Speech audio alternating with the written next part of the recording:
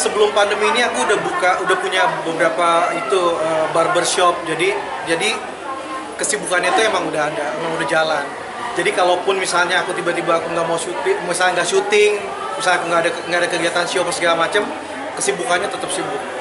Tapi berpengaruh nggak sih pandemi ini terhadap bisnisnya Bang Jo sendiri? Pengaruh pasti. Cuma bagusnya kita jadi bisa ngelihat gimana sih cara bikin perbedaan. Jadi kayak misalnya barberman aku pakein prokes supaya mereka bisa, supaya orang tuh nggak takut, nggak ya ngerti lah ya kalau misalnya mau potong rambut tuh biasanya kayak apa. Jadi mereka mesti pakai masker, mesti pakai segala macam. Itu aja. Pokoknya aku termasuk orang dan keluargaku termasuk orang yang ikut sama protokol kesehatan.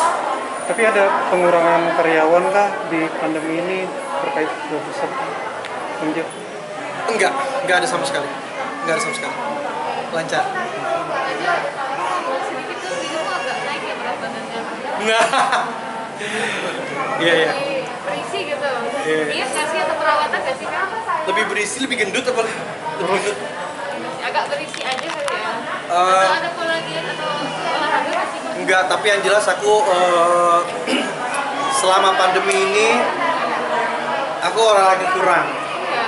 Jadi bobotnya nambah gitu, Cuma aku termasuk orang yang gampang buat nurunin berat badan karena aku kan vegetarian.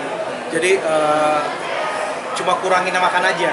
Nanti kalau udah mulai aktif lagi, kalau udah mulai syuting lagi, setiap malam aku udah mulai gak makan malam lagi. Kalau sekarang masih makan malam. Tapi Perawatan biasa aja, nggak ada perawatan berlebihan. Perawatan ala cowok biasa, cuci muka malam, tidur aja. Tapi lebih awet muda kelihatannya gitu. Masa? Karena vegetarian nggak ya? Mungkin kayak vegetarian tuh sama aku nggak punya banyak pikiran kali, bodo amat. Konsep hidupnya teing tenyaho. Sudah dari kapan Bang Jo vegetarian? Sudah dari kapan? Aku tuh vegetarian dari kecil. Jadi aku nggak bisa makan daging, bukan nggak suka, bukan nggak mau, bukan karena agama, bukan karena apapun. Tapi emang aku nggak bisa masuk daging. Mulai bisa masuk ayam, tapi itu pun harus yang kering banget. Setelah aku beranjak remaja. Nah, nggak sadar kalau ternyata itu adalah turunan dari mamaku, dari omaku gitu. Jadi semuanya tuh karena turunan, bukan karena aku jaga-jaga, bukan karena ini. Tapi beneran nggak bisa masuk. Kalau daging beneran nggak bisa masuk. Sampai sekarang? Efeknya muter. Sampai sekarang? Sampai sekarang. Pernah berapa hari yang lalu aku syuting sama salah satu acara TV makan-makan, terus disuruh makan daging.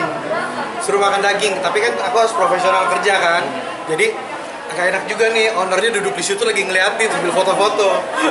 Masuk, lepas, minum, masuk, lepas, minum. Akhirnya aku bilang, bro maaf, bukannya nggak menghargai makanannya, tapi memang karena aku vegetarian. Jadi kamu mau makanan sendiri dong Kak? Kalau syuting, nah aku nih kalau orang tuh kan kalau makan telur, kalau makan sama kecap itu kan kayaknya kalau udah nggak punya duit ya.